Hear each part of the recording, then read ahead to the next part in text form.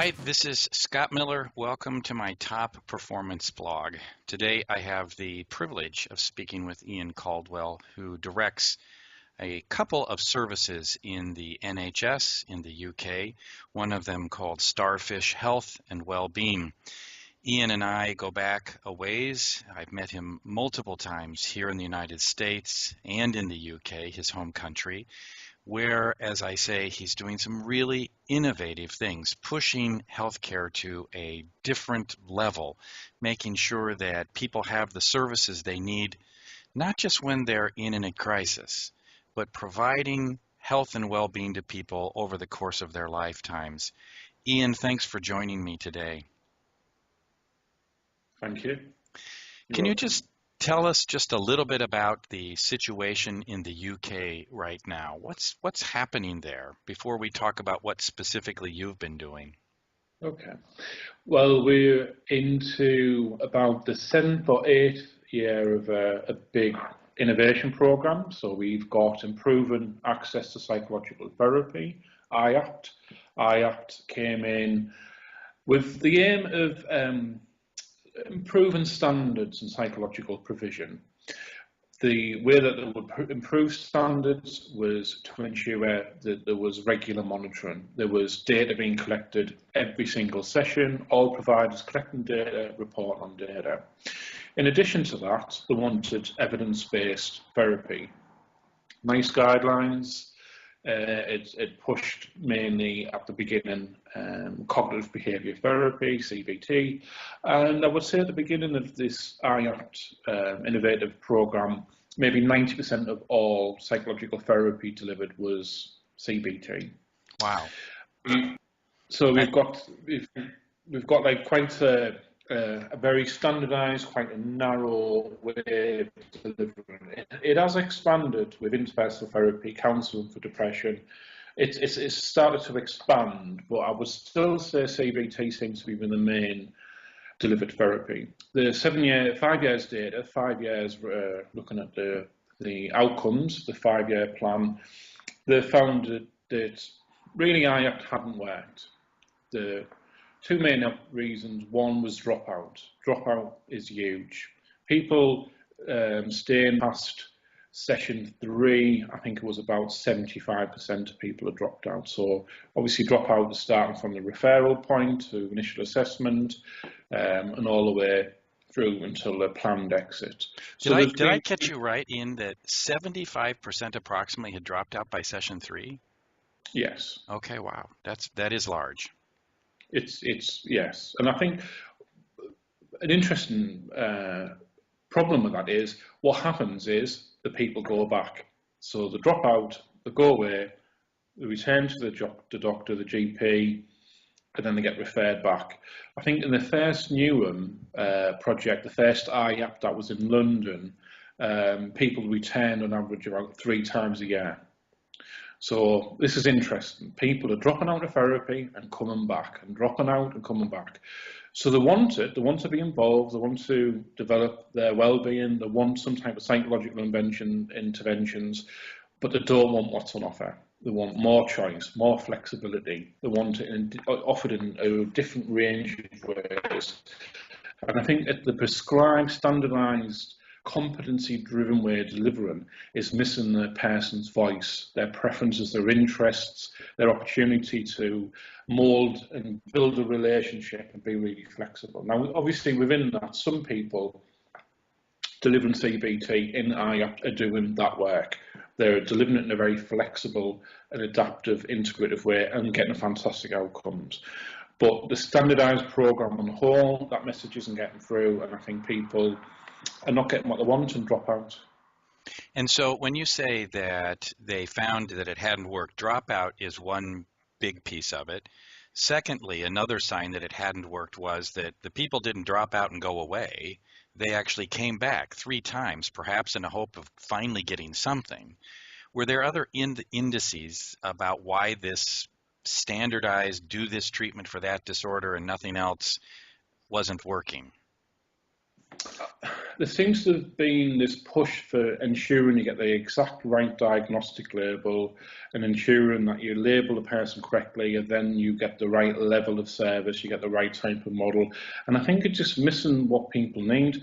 Depression and anxiety are the outcomes of problems that people have, and then problems are relational and social in nature, or a big part of it. So I think they're just missing other elements. You also have quite a big deselection criteria. So if you go in with multiple problems, quite often that you could be moved to another service or redirected. So if you had bereavement and depression and debt and a couple of other social problems, that starts to become quite tricky. So you're trying to put people into very easily defined categories. In the United States, we could learn from what you've really tried, which is we need to get people the care that they need. You don't disagree with that? No, I don't disagree with that whatsoever. But isn't there some data too that of the people who did say, the recovery rates were around 40, 41, 42% or something like that? I think inside London, 25% of the IAP services, we got a recovery rate of 50%. And obviously that's people who had a planned exit. Okay. So that's a very small group. Outside of London, the recovery rate on average, providers getting to 50% is about 15%. So in total, the recovery rate of the entire service is about 20% of the people are referred. Some services are doing exceptional work and getting 50 and ahead recovery rates of 74%, and some services are getting in their 30s. So there's a huge variation of outcomes. The services that seem to do better don't prescribe numbers of sessions. There seems to be this obsession, which I really don't understand, is if someone comes in with a label of something, that label is equal to 6 hours, 7 hours, 8 hours of psychological therapy over 6 weeks, 7 weeks, 8 weeks. I don't think people work like that. I don't think therapy works like that. It's nonsense. So services that don't prescribe numbers of sessions seem to do better. The more flexibility, the more they use feedback, and the longer they keep people in services is key. So in one of the services, like a recovery rate of 74%, they offer people one-to-one psychological therapies or psychological practitioner work, and then they offer them more psychoeducation, more guided self-help, and they keep offering people a whole range of services until they've exhausted their options and the person has got what they want. So that person might stay in that service possibly for a year. So some services are get people in, get them out, give them 6 sessions. It doesn't work. Other services is let's see what people need. You might need 2 sessions, you might need 20 sessions, and you might need 10 courses afterwards. So the more flexible and the more choice on offer, the more successful psychological therapy services seem to be. And your particular setting has won a number of awards for the quality of care, the innovations that you've made in service delivery. Can you describe for the listeners your idea that goes beyond acute treatment service mentality? This diagnosis gets this many sessions of that particular treatment. Can you give us an overall vision of that? Yes. Well, I've always thought that we should work from a social model. I think that mental health problems are social, cultural and contextual in nature. So we need to think broader and differently from the outstart. And I'm interested in how successful businesses are designed. So I'm interested in not how healthcare is delivered, I'm interested in how business deliver. So they want to get the products to people really fast, they want to communicate it, they want to offer bespoke services. So you try and meet your client needs. You keep redesigning your service every 12 months, you keep offering lots of different choice. So the person really feels included, they've got an offer, they're treated like a customer. And then when you're going through that, they should be trying to find out if this is working, gaining feedback, building relationship all the way through the service. So there's lots of choice. We're trying to keep people into psychological therapy as long as we can, but that does not mean they need to be seen weekly. So the time is key, not the number of sessions. I think if you treat psychological therapy as medicine, so you get your 60 minutes of talking therapy, you swallow your 60 minutes, it lasts in your body for 7 days, and then it wears off, and you need to take your next 60 minutes of talking therapy, and it absorbs in your body, and it wears off after 7 days.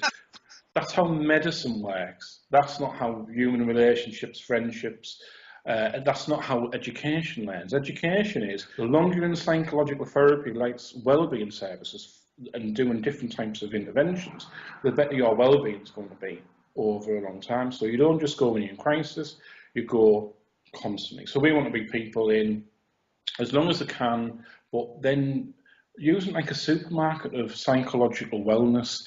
There's lots of different ways to access it. You can go online, you can physically go in, you can go in the middle of the night, you can buy a little bit, you can buy a lot, but as long as you keep attending, you keep getting the benefits. So our services are long term, and then once you've finished the contracted service, we've got a social hub.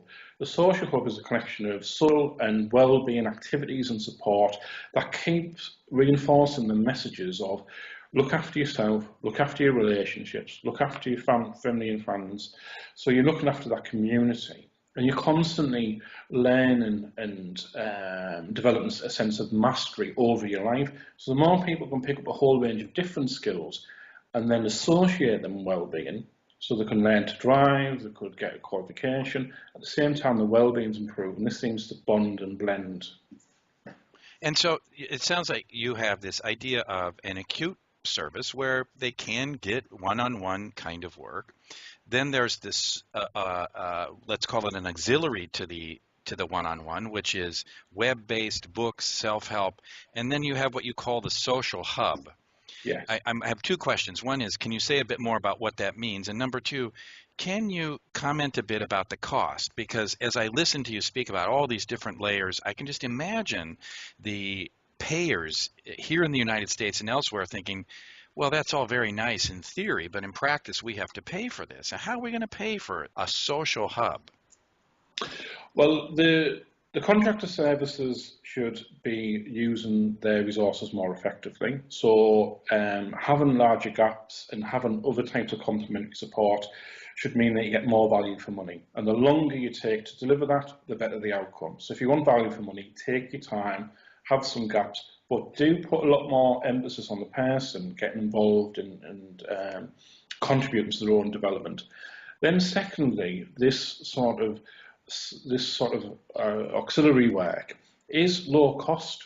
Books, leaflets, accessing free websites, getting involved in activities, social activities with peers. These are all very low cost. Once people have been through our services, a lot of people want to come back and volunteer and contribute to the delivery. The cost for this part is quite low. The resources that we're talking about are a lot of these resources you can print at no cost, and you can access it on the internet at no cost as long as you've got access to the internet. The social hub aspect is a whole range of social activities that we're involved in ensuring that they continue. So we might not absolutely deliver them, but it's an umbrella term for social and wellbeing activities, and there could be sport, leisure, educational, there can be communal, so they've got sort of lots of craft and art. Some people contribute towards paying for that, so people might pay out of their pockets to attend some of these social activities. Some of our social activities have been running for 10 years with volunteer input only, and they're still there today. And are you organizing this, or are you just making the referral? Now I've done my CBT for 6 visits in 6 hours. Now you should go over there and do basketball. Is that the extent of it? It's a combination of some of the activities in the social hub we organise. Some of the activities staff members have got their own personal interests. If you said to all your staff, you employ 100 people, what do you really enjoy doing? Would you like to do part of that on top of your job, and we'll support and fund it? So if you've got a passion for basketball, we'll support you and encourage a group of clients to join. That's really low cost. You're blending hobbies and social activities. On top of that, clients have come through, can train to be a volunteer, or a peer support worker, peer mentor, and they've got their own interests and hobbies. So you're just facilitating the social activities, but you're just keeping connection to them. So it's at a distance, a very light touch, and very, very low cost. A lot of these things are cost neutral for us. But if you're running a basketball game and people are training, they've got to pay, just as you would if you went to the sports centre on your own. It's just that we're adding in a bit of well-being talk or a bit of well-being connection, or we might bring up the conversation every now and again, not all the time, but just enough so if we see someone start to struggle, you come back into our service very fast. But some people come back for one session and back out. No big referral, no big cost. It's a top up of the person they've seen before. They might need 20 minutes and then they can go back to get that support. But they've got ongoing low level support. And, don't let me put words in your mouth, Iain, but, and I know this term gets bandied about quite a bit nowadays, but this sounds a lot like community. Yes, it's definitely is community. So initially, psychotherapy was anti-community in a way. It took you out of your community, out of your context. You mentioned context. It had you meet one-on-one with somebody who had no connection to anybody in your life or the activities in your life. It was very focused on you. It atomized relationships. Yes. Here you're saying, let's put the person and the helper back into the community, make them connected in more ways than one. Yeah, and when I started the project, that was one of my projects. I sat down and I had to work out what is mental health, what is this problem that we face. And if you take the medical analogy of psychotherapy, something actually exists like depression, separate from life, separate from who you are, separate from relationships.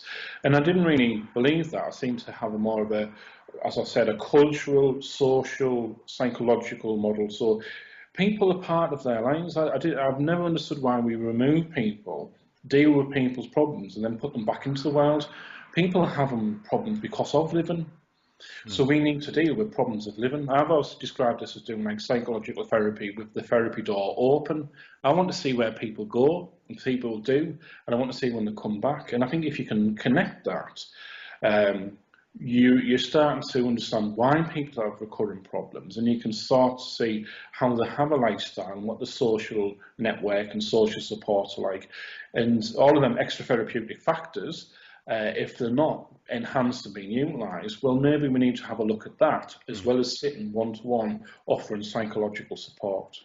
And Iain, so that I can and the listeners can have an idea in very practical terms what this might look like, could we take a prototypic client, let's call her Barbara or Steve, and somehow she presents with depression?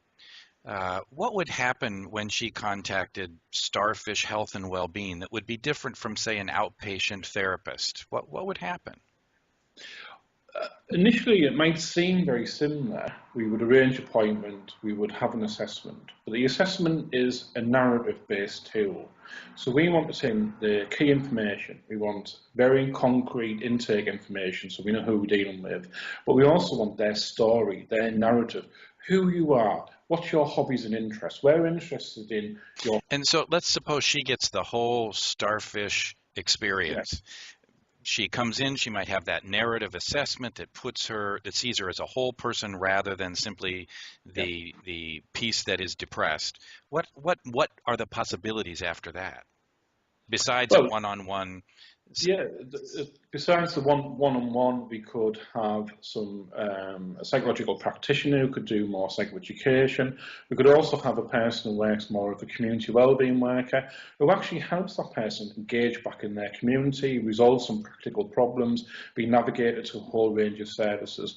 And at the same time, we would be looking at complementing with what we call life skills colleges, lifelong wellbeing development. We were introducing them to literature, access on the internet, as well as we might even take that person within the first week or two to some social activities where they might be able to meet new friends, get involved in new activities, and maybe go on to college. So we're supporting people to look at their education, their friendship, their interpersonal skills. We're looking at the whole aspect. So it's a bit of what an old type social work would do, as well as that psychological support, as well as community development. You would get lots of options or lots of opportunities of changing and connecting. Yeah, I wanted to bring up one other thing that I've been reading about via email and in the papers. And of course, that makes it likely that what I'm reading is not an accurate picture.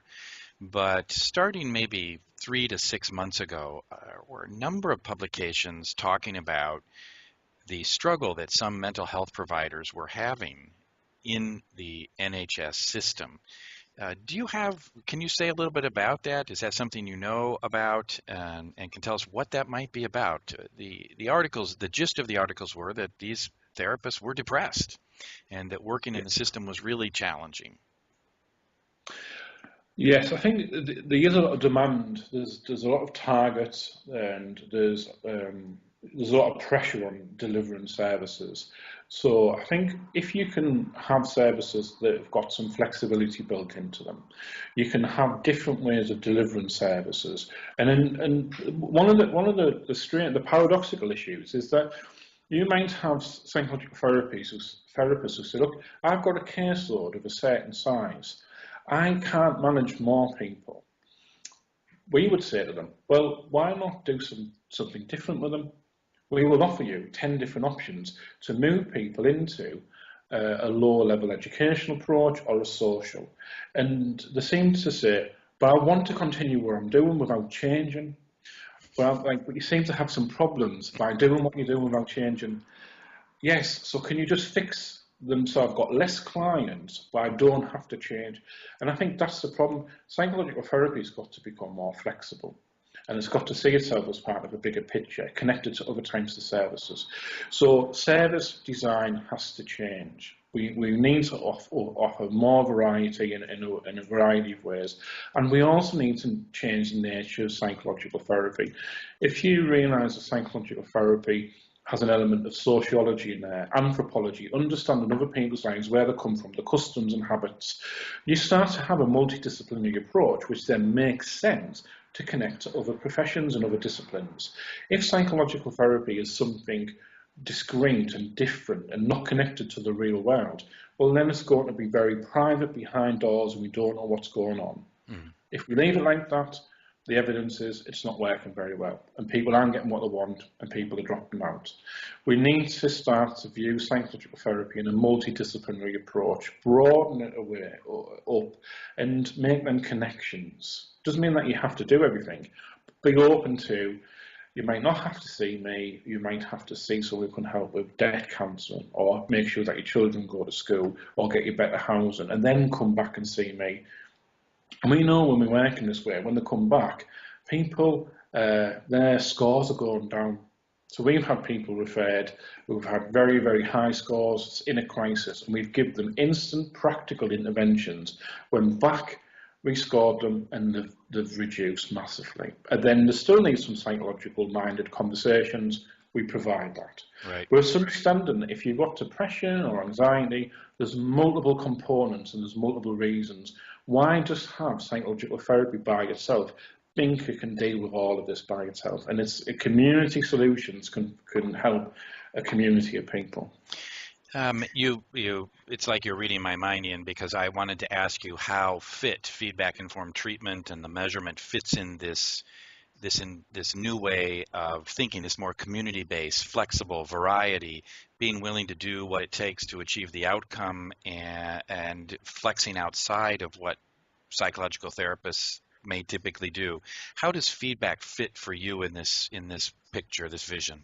I think it's absolutely essential. I think it's essential to do it all the way through this relationship. We need to gather data, to have baselines, we need to measure if we're being effective. If we're not being effective, we need to be honest with ourselves, and we need to then do something different, offer choice to clients, and the way you do that is feedback. So we need to be better and better at gathering feedback constantly and helping the client realise that they're helping us deliver better services. Well, and you've mentioned, I love this idea that there is no end point. There is no "we arrived," it sounds like, in your service. It's always constantly, you said, redesigning the service and making sure at a minimum you're doing that every 12 months. I'm obsessed with trying to get the best service. That's all I've done for 15 years. Mm. And we've made changes constantly. Everyone's involved. All members of staff, so it's a systems approach, all the staff are involved and all the clients are involved. Mm. Clients get feedback as they enter the service, as they use the service. When they finish the service, we get them involved in service reviews. We have a service improvement group that come and we use them as consultants to say, this is our aims, this is what we want to do. We want to get their feedback and conversations constantly. And you make small adjustments to them services, I would say, on a weekly basis for 15 years. Wow. And you've got Iain, your passion just bleeds through the connection on Skype that we're having right now, and I could listen to you for forever. But I recognize your time is valuable, and I want to make sure that people, if they are inclined, have a chance to connect with you and ask any questions. What's a good way to connect with you? How would they contact you? I am on the ICCE website. I'm a member there. People join, they can connect to me there. I'm a member of 6 or 7 different forums on there. I'm also on Twitter, Iain, IAIN _Caldwell, CALDWELL. Follow me, send me a direct message. I will contact you back. Thanks so much, Iain, for your time today and for your wisdom and also for your dedication to improving services to clients. You're welcome, more than welcome. Thank you.